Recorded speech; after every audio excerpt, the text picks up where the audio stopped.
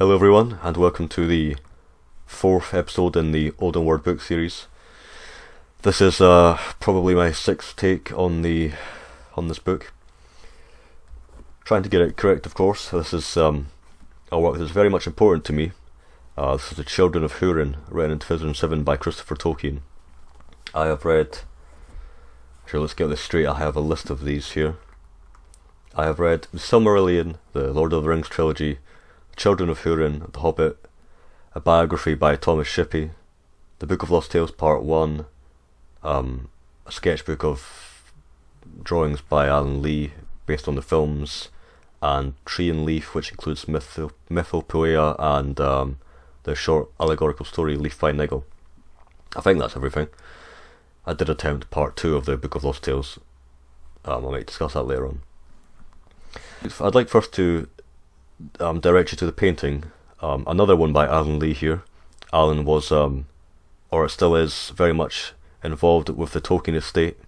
I believe his work for me definitely exemplifies the austere nature of the first age and the second age, the majesty and the darkness involved, and that is something we'll discuss when it comes to talking about the book, The Children of Húrin, or the Narn Íchin Húrin. I'll probably just say The Children of Húrin.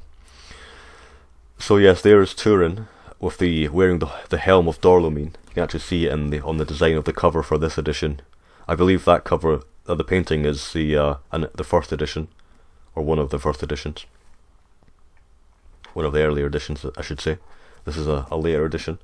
I prefer these covers actually. I prefer the black covers with the sort of gilded designs.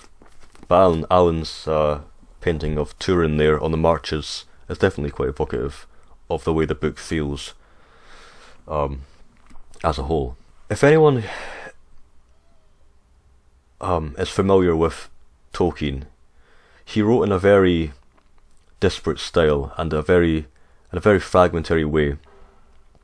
It's actually a thing in Tolkien scholarship to try and piece together all these different threads, and that's where Christopher Tolkien comes in. I think we have to be indebted to him really for his work in compiling everything and making the very fragmentary stories of the Legendarium readable.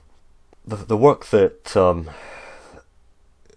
came together to make The Children of Húrin exists in a variety of different formats, in a variety of different ways.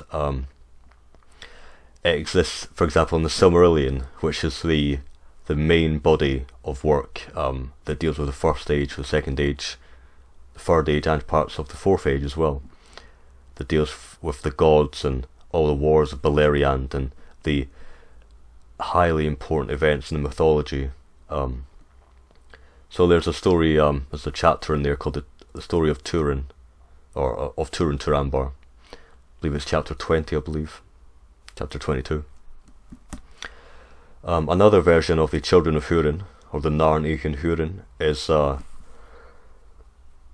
exists in the Unfinished Tales as well, and you can probably tell by the name Unfinished Tales that is a collection of works written by Tolkien and edited again by Christopher, dealing with a variety of different settings and times. And so, for example, it'll cover the Númenórean tales, and it'll cover the first age and the wizards and the Astari, and it's miscellaneous stories basically, and a version of the Children of Húrin exists within that as well.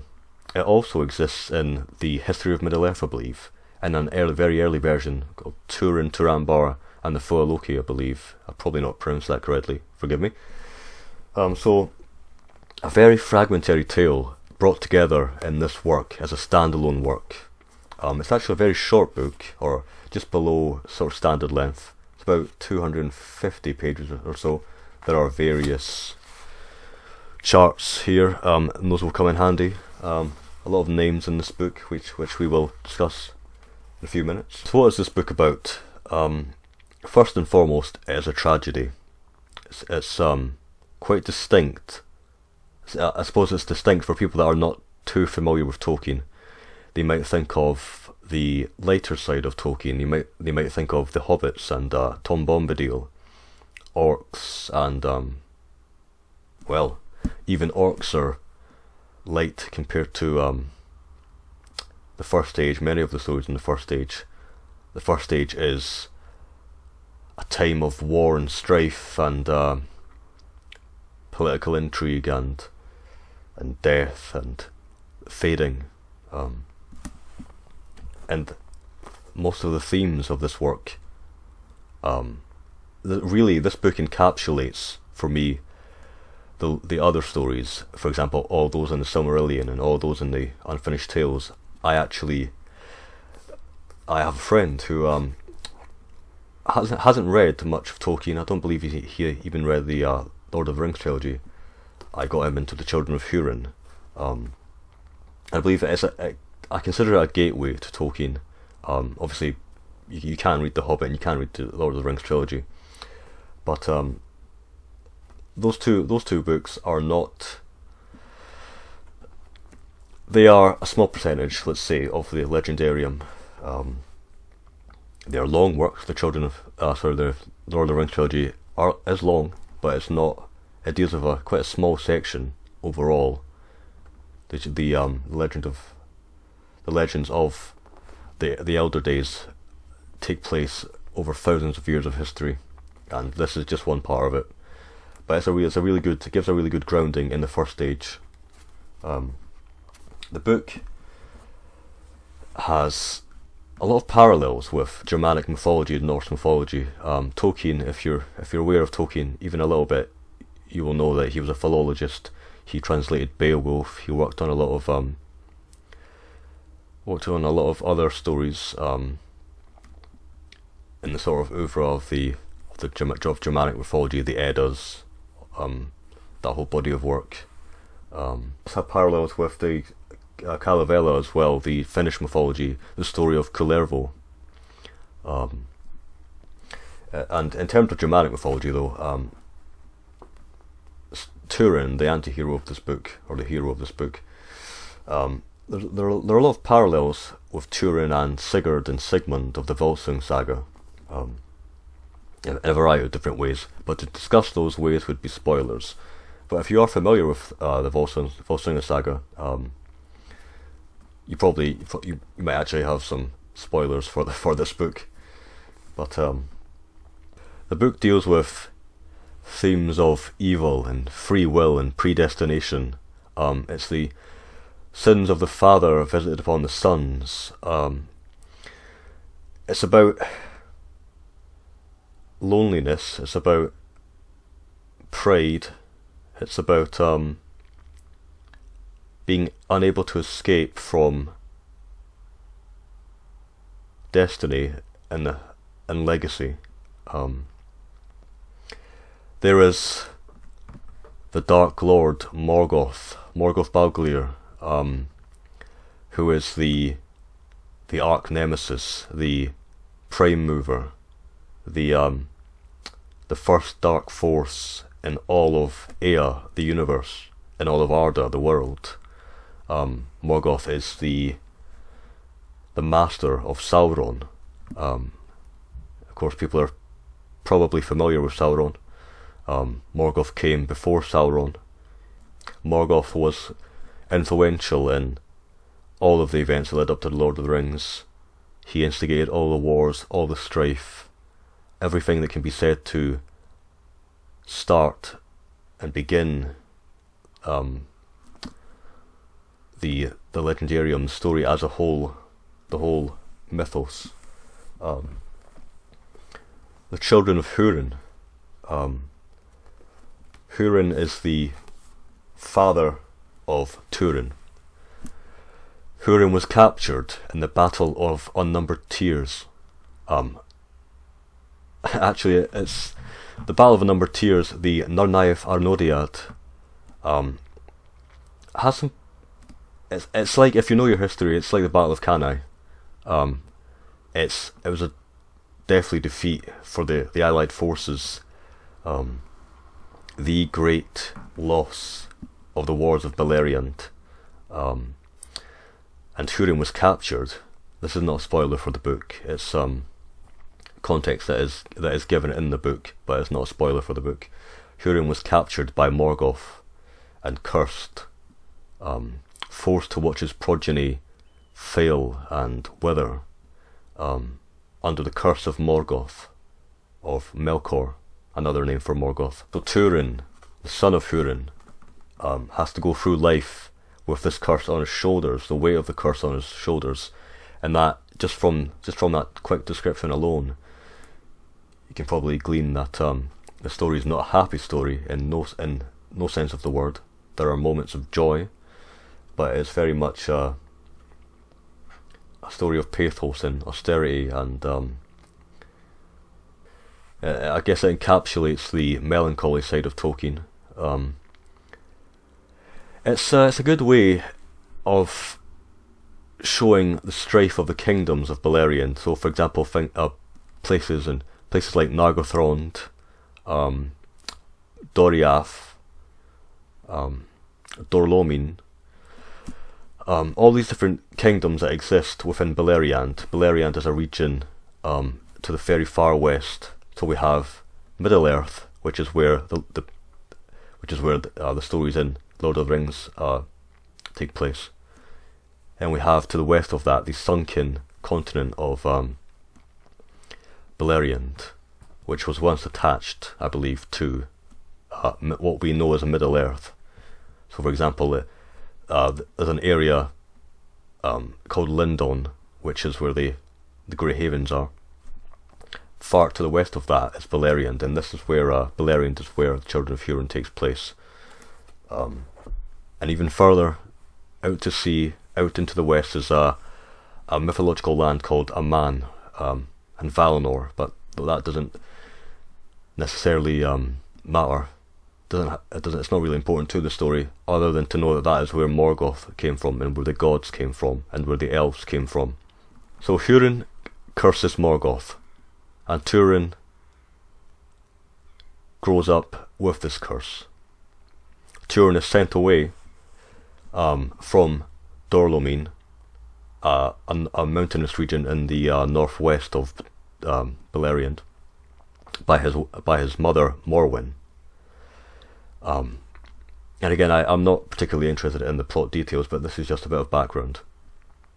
Turin is then sent to the region of Doriath, the hidden realm, the forested hidden realm of the King Thingol, who is a very ancient elf.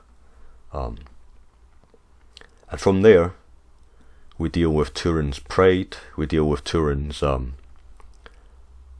his estrangement from his family. Of course, he grew up without Húrin. He grew up without Morwen, his mother. He grew up without Nienor. Nienor actually forms a focus of the story much later on, and forms a very tragic element to the story. He meets allies along the way, people like Beleg Strongbow, Cuthalion, which is one of my favourite parts of the book, actually, the events that take place after Turin befriends the elf Beleg Cuthalion, Beleg Strongbow.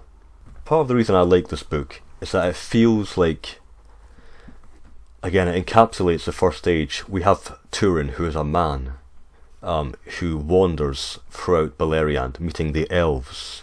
So if you've read the Lord of the Rings, if you've read The Hobbit, you will understand where the elves came from. We will meet the people of Finrod in Nargothrond. We will meet Thingol in Doriath. All these different kindreds of the elves that were sundered and that spread into Beleriand. It feels like a microcosm, really. It's a single part of the Legendarium, and it can be read as a standalone work, and that is why I think, for people who want to know more about Tolkien, it's definitely worth the read as a standalone work. In terms of the prose, it's a good standalone work. It's a gateway to the first age. It's a gateway to the dark side of Tolkien. It has that austerity, it has that pathos. It feels like a Greek tragedy. It feels like an ancient work of lore. It feels it has that sense of Germanic mythology. It has the seriousness, the weight, the high style that people love about Tolkien, that exists outside of the later days, the days of The Hobbit and The Lord of the Rings. In terms of the cons, however, names are going to be a big issue for people that are not familiar with Tolkien, not familiar with the Silmarillion, not familiar with the Unfinished Tales. And I would like to give an excerpt here, a first excerpt. Just to give an example of how this book reads. Some of you may enjoy this style, some of you may loathe this style. This excerpt here gives a good example of Tolkien's love of character and love of lineage and bloodlines and ancestry. Hador Goldenhead was a lord of the Edain, and well beloved by the Eldar. He dwelt while his days lasted under the lordship of Fingolfin, who gave to him wide lands in that region of Hithlum, which was called Dorlomin. His daughter Glorithel wedded Haldir, son of Halmir, lord of the men of Brethil. And at the same feast, her son Galdor, the Tall, wedded Hareth, the daughter of Halmir. Galdor and Hareth had 2 sons, Húrin and Huor. 9 years Turin dwelt in the halls of Meregroth. So from that excerpt, you can probably tell that this book deals with a lot of names. It's very much in the style of the old chronicles, of the old texts. It's a feeling of the importance of the past, the importance of remembering where you came from, remembering the men of the past and the old heroes. This book, although it doesn't have the quality, the prose quality of, for example, The King of Elfland's Daughter or The Worm Ouroboros or Gormenghast, if it doesn't have that ornate prose quality to it, it certainly has a weight to it, an archaic weight to it. I profess it doesn't have the same weight as those books in terms of prose quality, and I can't really pinpoint any particular passage. Only a few passages. So I struggled to find standout passages for the prose quality alone. But the way in which the writing is archaic and the sentence structure and the sense of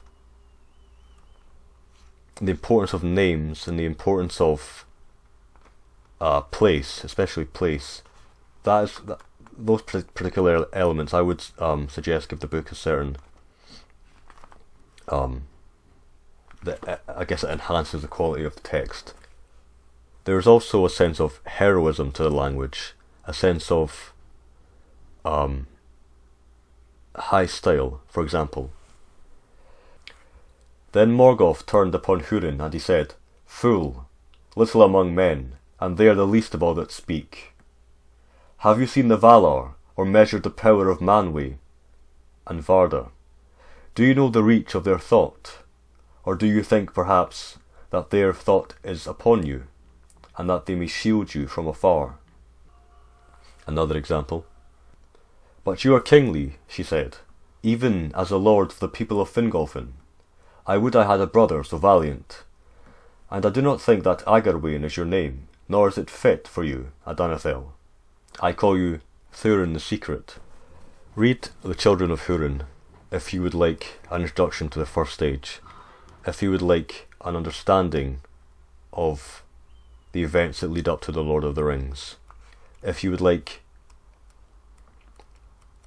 to read a tragedy, if you would like to become engrossed in a dark story that deals with uncomfortable themes. If you're familiar with Oedipus Rex, if you're familiar with any of the Greek tragedies, you will be that will give you a starting point for The Children of Húrin. It very much has that feeling to it. It's not at all like The Hobbit or The Lord of the Rings. It's a book filled with names. It's a book filled with heroic deeds. It's a book filled with alliances and struggle against evil. It's a book that deals with pride and honour. Again, it's a book about a lingering curse. It's a book about withering and fading. There's even a battle against a dragon, Glaurung. Glaurung is it's a link between Germanic mythology and Tolkien's background. For example, Fafnir the dragon, Glaurung the dragon. I will also give you an introduction to the way in which Tolkien wrote and the all the other books that exist within the Legendarium. It gives an appendices. It gives name charts. It gives really just an overview of the Legendarium as a microcosm, and as really quite a readable and short work. So that is the Children of Húrin, the Narn Húrin, and I thank you for watching, and Namari.